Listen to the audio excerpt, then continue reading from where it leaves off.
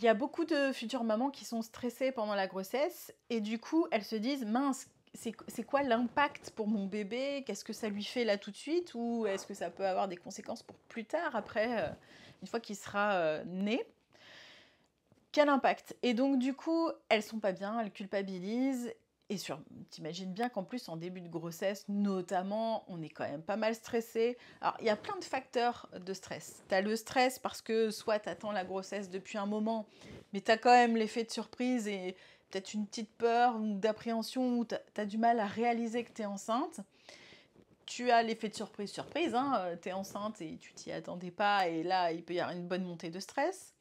Tu as ces effets un peu d'ambivalence, de se dire: «Oh, je suis enceinte, c'est cool, mais oh, c'est peut-être pas le moment, mon Dieu, qu'est-ce que je vais faire? Est-ce que vraiment je garde cette grossesse?» Ça peut te passer par la tête même 3 secondes, mais tout de suite on culpabilise à fond derrière. Et puis tu as ces fameux 3 premiers mois de grossesse, le premier trimestre donc, où tu te dis: «Bon bah, il peut y avoir une fausse couche, il peut y avoir quelque chose qui fait que la grossesse ne tient pas». Du coup, tu commences à te dire, bon, il y a du stress, il y a de l'appréhension, il y a plein de choses qui peuvent venir. Tu sais, j'avais fait une vidéo notamment où il y a eu énormément de réactions quand je disais qu'en début de grossesse, souvent, quand on va aux toilettes et qu'on s'essuie, on regarde toujours le papier pour être sûr qu'il n'y ait pas quelques gouttes de sang. Et il y a des femmes, pour certaines d'ailleurs, elles font ça jusqu'à la fin de la grossesse parce qu'il y a vraiment un stress profond, quoi, bien ancré. Et puis après, tu as la révélation du sexe de l'enfant aussi. Et du coup, j'ai aussi beaucoup de mamans qui viennent me voir et qui sont super mal et qui me disent, tu sais, je voulais à tout prix une fille ou à tout prix un garçon. Et c'est le contraire. Et donc du coup, je m'en veux parce que j'étais tellement persuadée, je voulais tellement que ce soit une fille ou je voulais tellement que ce soit un garçon. Je me sens trop mal parce que du coup, c'est le contraire. Et donc du coup, j'ai pleuré quand j'ai su que c'était tel sexe et pas l'autre. Il n'y a pas de jugement à avoir, on a tous notre histoire personnelle et parfois ça peut être assez bouleversant. Donc je pense moi je dis souvent aux mamans, il y a 9 mois pour réaliser qu'on est enceinte. Donc voilà, c'est tout un processus, c'est une gestation psychique, pas que physique. Et donc, du coup, tout ce stress généré, qu'on peut avoir aussi dans le couple, mais le stress, tu sais, de façon, même sans être enceinte, tu vois, l'argent, le couple, la famille, si tu as déjà des enfants, enfin bon, bref, on a tous déjà des sources de stress. Et quand tu es enceinte, il y a quelque chose qui vient aussi, quelque part, se rajouter, tu vois, des nouvelles questions, des nouvelles interrogations, comment on va faire, voilà. Donc, qu'est-ce que ce stress provoque chez bébé? Il n'y a pas qu'une seule réponse, forcément, puisqu'on est tous différents face au stress. Et ton bébé, c'est pareil. Il a une réaction qui lui est personnelle, avec sa façon de réagir à lui. Comme n'importe quel adulte, tu présentes une situation, tu vois, un peu stressante à plusieurs adultes, la même, tu essaies de mettre tout random pareil, tu vois, les mêmes caractéristiques, la même situation, tout le monde ne réagira pas pareil. T'en as qui vont faire ouais, bah ok, non, bon, ouais. Et d'autres qui vont s'écrouler. C'est un peu, tu sais, comme de perdre son job. T'en as qui vont dire bah ouais, mais depuis le temps que j'attendais de pouvoir faire autre chose, finalement, bing, pour moi, c'est une façon de transitionner et d'aller vers le job de mes rêves. Et t'en as d'autres qui vont faire ah, purée, j'ai perdu mon boulot, c'est la fin des haricots. Là, je suis ras de terre, j'en peux plus, je suis. Tu vois, on gère tous différemment. Et ton bébé, c'est pareil, en fait, il va pas gérer de la même façon qu'un autre. Donc, généralement, en tous les cas, moi, quand je communique avec les bébés in utero, je vois bien qu'il n'y a pas, tu vois, une réaction unique. Et du coup, j'essaie de comprendre comment les bébés réagissent. Alors, grosso modo, pour essayer de synthétiser, schématiser un petit peu les réactions des bébés, on va dire que majoritairement, il y a allez, 3 situations, on va dire, qui reviennent assez souvent. Les bébés qui se disent ok, maman a l'air stressée, pas bien, etc. Je vais la laisser gérer tranquillement. Je vais la laisser faire son truc. Je vais aller me mettre dans un coin tranquillou. Et d'ailleurs, souvent, ces mamans-là, elles n'ont pas forcément un ventre qui est hyper sorti. Surtout en début de grossesse, évidemment, parce qu'après, voilà. Mais c'est souvent des bébés, si le stress perdure, hein, évidemment, c'est souvent des bébés qui vont se mettre plutôt vers ta colonne vertébrale. Parce qu'évidemment, toi, tu vois la surface de l'iceberg, tu vois, mais tu as aussi tout l'espace qu'il y a à l'intérieur jusqu'à ta colonne vertébrale. Et tu vois, au lieu que l'utérus se balance vers l'avant, bah, du coup, il va rester bien comme ça parce que le bébé va venir se coller comme ça. Et pour le coup, ce sont des bébés qui vont laisser maman tranquille, la laisser gérer. Donc, ils ressentent qu'elle est stressée, mais ils se disent, je vais la laisser faire. Tranquille, je vais la laisser faire. Et donc, ils se mettent sur le côté, ils se mettent en mode un peu hibernation. Tu as la deuxième catégorie de bébés qui est... alors eux, ils sont marrants. Ils sont vraiment très marrants. Qui sont plutôt en mode coaching. Ils sont là, ils disent, allez maman, vas-y, c'est bon, t'inquiète, on y va. C'est vraiment le travail d'équipe, tu vois. Ils sont à fond en train de vouloir aider leur maman. C'est très choupiné. C'est très choupiné, c'est très mignon. Ils ont envie d'aider. T'as même des bébés qui ont presque envie de soigner, de chouchouter. J'en ai qui m'envoient des images tout de suite, ou comme s'ils voulaient vous prendre dans les bras. Souvent, ils montrent des images où ils se mettent comme ça dans le cou en train de vous serrer, parce que les bébés adorent envoyer des images. Ils sont très mignons pour ça. Ils adorent envoyer des images. Et c'est des bébés coaching, quoi. Ils font du coaching. Ils soutiennent à fond. C'est vraiment un travail d'équipe. C'est comme, on va dire, une meute de loups où tout est organisé pour qu'on s'entraide. Il n'y en a pas un qui est laissé sur le côté.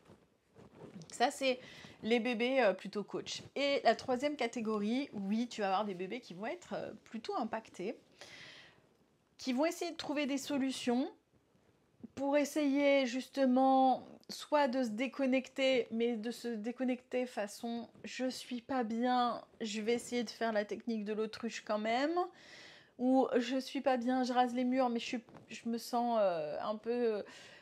voilà, qu'est-ce qui se passe? Comment je fais pour vivre ça? Pourquoi ça se passe comme ça? Il y a beaucoup d'interrogations souvent chez ces bébés. Pourquoi? Comment? Qu'est-ce qui se passe? Ils n'ont pas de notion de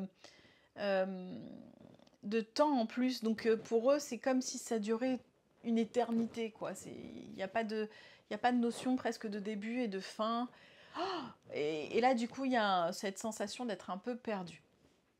J'en ai quand même beaucoup moins de ces bébés-là. Pourquoi? Parce que souvent, les mamans, et de plus en plus, c'est carrément canon pour ça, parlent aux bébés in utero. Alors, je sais qu'à une époque, en tous les cas, moi, quand j'avais commencé mes études de sage-femme, c'était pas super à la mode de parler aux bébés. Hein.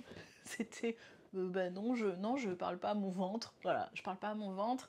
Et je comprenais tout à fait parce que c'est pas évident, en fait, de réaliser à quel point le bébé in utero a déjà des facultés et des capacités énormes.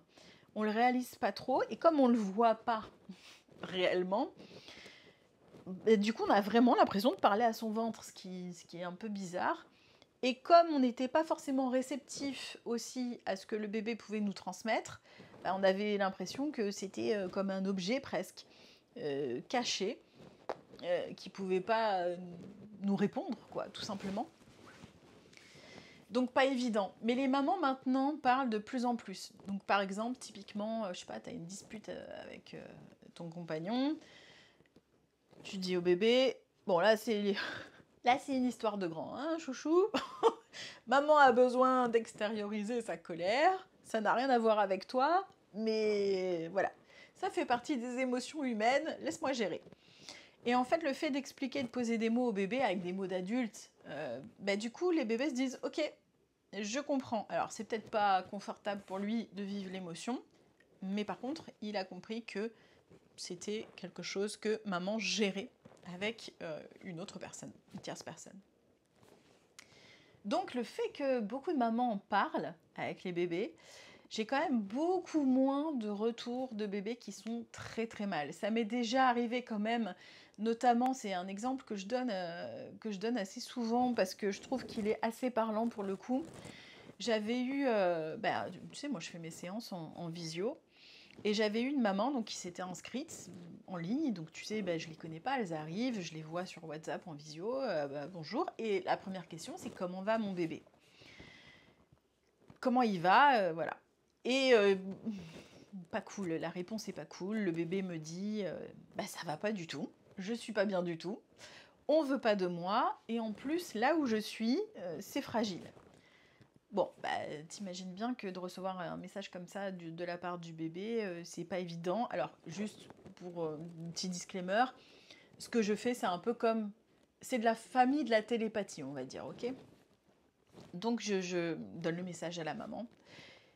Et elle me regarde. Alors, je lui ai dit pas exactement de la même façon que le bébé me l'avait transmis, parce que je voulais un peu adoucir le truc, mais en gros j'ai dit à la maman, j'ai l'impression que c'est peut-être pas complètement top, est-ce que toi tu vas bien, parce que j'ai l'impression qu'effectivement, voilà, c'est normal, on adoucit un petit peu les traits, parce que c'est quand même, ça peut être un petit peu difficile pour une maman, mais en même temps, elle, dans sa réponse, elle m'a dit, bah oui, en fait, hier, on a décidé qu'on allait garder la grossesse.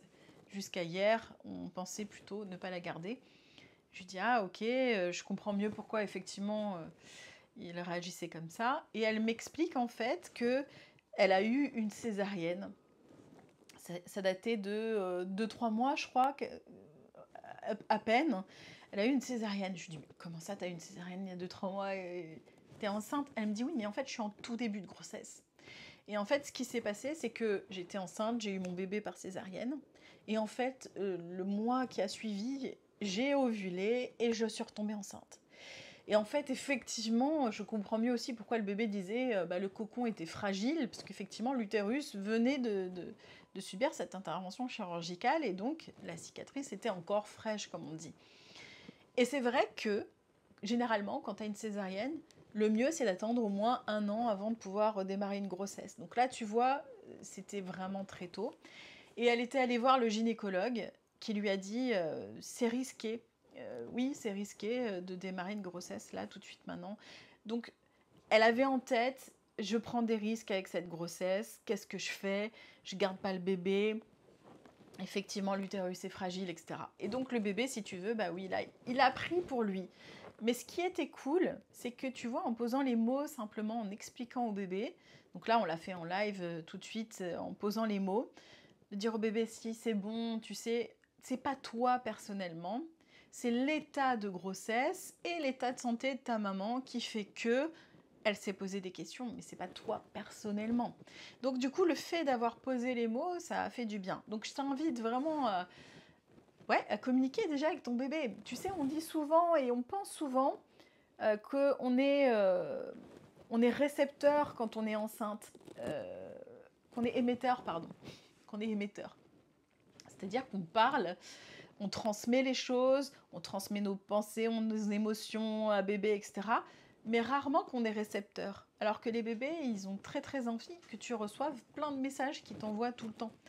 Donc n'hésite pas à transmettre et à écouter aussi en retour. Tu peux écouter de plein de façons différentes en réalité, parce que tu as des bébés qui vont t'envoyer des pensées ou des images quand tu dors, ou dans ta journée si tu es réceptive. C'est impressionnant en fait la foule d'informations qu'ils t'envoient. Mais on n'a pas appris, on ne nous apprend pas forcément à le faire. Donc, moi, j'ai fait ce travail-là, et donc du coup, maintenant, ça me paraît évident. Mais toutes les femmes sont capables de le faire. Vraiment, toutes les femmes sont capables. Simplement, on manque de confiance en nous. J'ai eu plein de mamans qui m'ont dit « Mais Aurélie, moi j'ai eu le prénom qui m'est venu. Je faisais une sieste, le prénom m'est venu. Je suis sûre que c'est le bébé qui me l'a envoyé. » Mais plus tu prends confiance en toi et plus réellement tu peux recevoir des messages. Il n'y a rien d'extraordinaire. Si, c'est extraordinaire en fait. C'est extra parce que c'est génial, mais c'est ordinaire parce que tout le monde peut le faire. Et cette capacité, je ne sais pas pourquoi on l'a perdue au fil du temps, à plus être confiant dans ce qu'on ressent, tu vois, chez les autres, etc. C'est assez dingue de perdre ça, je trouve, parce que je trouve ça plutôt sympa. Donc voilà, alors tu as ces trois catégories-là de bébés, on va dire, principales, parce que évidemment, tu as plein de situations et plein de bébés qui vont réagir différemment des uns et des autres. Mais c'est pareil pour l'accouchement, dis-toi bien, parce que j'ai aussi beaucoup de mamans qui se sentaient super mal, parce que tu sais, à une époque, on disait, la façon dont le bébé va vivre l'accouchement conditionne l'avenir psychique de l'enfant aussi à l'âge adulte. Ah purée, la responsabilité de dingue que tu mets sur le dos de la maman quand tu te dis un truc pareil. C'est-à-dire que si l'accouchement se passe pas bien, que c'est traumatisant, entre guillemets, euh, en pensant que le bébé a été traumatisé aussi, bah forcément le bébé va avoir des lacunes plus tard, des carences ou des déséquilibres, t'imagines? C'est assez fou. Et de la même façon, je me suis rendu compte que il faut qu'on arrête de stigmatiser les choses. Pourquoi? Parce qu'il y a des bébés, parce que je le fais aussi après l'accouchement, de communiquer avec eux, il y a des bébés qui disent « Franchement, on est venu me chercher parce que moi aussi j'avais envie qu'on vienne me chercher, j'avais plus envie d'avancer. » Et donc, pas du tout traumatique. Alors que pour la maman, par contre, ça a pu l'être. Par exemple, le bébé est né avec des forceps. Pour la maman, ça a été difficile. Pour le bébé, c'est pas du tout la même histoire. Donc, ce que tu ressens, bébé ressent pas forcément la même chose, ne vit pas la même chose forcément. Donc pour bébé, ok. Et il y a d'autres mamans qui vont accoucher, comme on dit, comme une lettre à la poste, tranquillou pépéroum. Et le bébé, lui, bah non, ça lui allait pas, c'était pas, il s'est senti un petit peu trop poussé vers la sortie, etc. Et donc qui est pas forcément top. Mais à nouveau, il n'y a rien de fataliste pour plus tard. Il faut arrêter de penser que tout, une fois que c'est cristallisé, une fois que c'est engrammé dans ton corps, c'est foutu. Tout bouge et tout évolue. Tu n'es qu'une succession de différentes versions de toi. Ok, tout peut évoluer, tout peut bouger. C'est un choix permanent de qui tu es et qui tu as envie d'être en fait. Donc le bébé, c'est pareil, il a cette capacité-là d'évoluer. C'est pas parce qu'on a vécu à un moment T quelque chose qui n'était pas agréable, voire même traumatisant, que les choses ne peuvent pas bouger, évoluer, et qu'on ne peut pas revisiter en plus différemment nos perceptions. Alors, sans rentrer trop loin dans le sujet, qui est pourtant passionnant, mais ça veut bien dire que oui, on vit des expériences humaines, on ressent des émotions, et c'est ok, et ça fait partie du jeu de la vie, littéralement. Mais ce qu'on a envie de vivre tout de suite, c'est une décision qu'on peut prendre. Et tu sais, quand il t'arrive quelque chose d'un petit peu ardos pendant la grossesse, par exemple, je sais pas moi, ton compagnon qui t'a quitté, ou une nouvelle qui t'a plombé, quelque chose d'un petit peu dur, bah, tu peux dire à ton bébé aussi, bah, la vie, ce sont des expériences, ce sont des émotions, et finalement, le jeu du truc, c'est de savoir se guider avec ça. Comment on se guide, comment on réagit à tout ça. Et là, c'est intéressant parce que ton bébé va t'observer aussi comment tu réagis. Si tu as envie de pleurer pendant une journée entière, tu dis à ton bébé, là c'était trop fort émotionnellement, je vais pleurer, comme ça j'évacue, et ensuite on verra ce qu'on fait. Mais là, j'évacue. Ça lui permet de se dire, ah bah ouais, ok, donc dans la vie, on peut avoir des émotions. Une fois qu'on les a, qu'est-ce qu'on en fait? Comment on peut se guider avec? Et finalement, il va pouvoir aussi apporter sa propre analyse. Oui, les bébés sont capables de faire plein de choses. Il ne faut vraiment pas croire qu'ils ont une toute petite capacité de compréhension du monde et qu'ils n'ont pas de conscience et qu'ils ne sont pas finis, comme on disait à l'époque. Tu sais, il y a une cinquantaine d'années, on disait que les bébés, une fois nés, ne ressentaient pas la douleur. Ah, et du coup, il pouvait y avoir des interventions chirurgicales où on s'occupait pas du tout de la douleur. T'imagines le truc de dingue? Donc, dis-toi bien qu'on a limité les capacités des bébés, et encore maintenant. Et quelle erreur, tu vois, parce que de ne pas s'occuper de la douleur, par exemple, d'un bébé qu'on opère, moi je trouve que quand même, il y a du level, hein, quand même. Hein. Donc, au lieu de vouloir toujours mettre des limites hyper restreintes chez les bébés in utero, fais comme s'ils n'en avaient pas. C'est mieux, parce que tu sais, dans 10, 15, 20 et dans 50 ans, j'imagine même pas encore, on va apprendre qu'ils étaient capables de ça, ça, ça, ça, ça, et on va se dire, oh là là, oh là là, on les a beaucoup limités dans leurs capacités. Ils ont vraiment un potentiel énormissime. Donc, autorise-toi réellement à te dire, moi, je connais pas les limites de mon bébé, je vais faire comme s'il n'y en avait pas, ok? Je vais faire comme s'il était comme moi, voire même plus consciente de certaines choses, parce que moi, en tant qu'adulte, je me suis mis des carapaces, des couches d'oignons, et je crois de moins en moins en moi et en mes capacités, alors que lui, de base, il n'est pas aussi fermé, il ne sait pas sectionner ses capacités, tout est encore là, tout est frais. Donc, tu vois, pour plutôt l'aider à développer tout ça, à continuer à croire en ses capacités, ben on va essayer de pas le limiter. Il peut comprendre, il peut analyser, il peut percevoir tellement de choses. Tu es une interface pour lui en tant que maman, pour le monde, pour expérimenter déjà la vie grâce à toi. Donc, fais comme si tout était hyper large. Vraiment, autorise-toi. Et à nouveau, pour le stress durant la grossesse, pose des mots avec lui. Tu as le droit de vivre tes expériences humaines.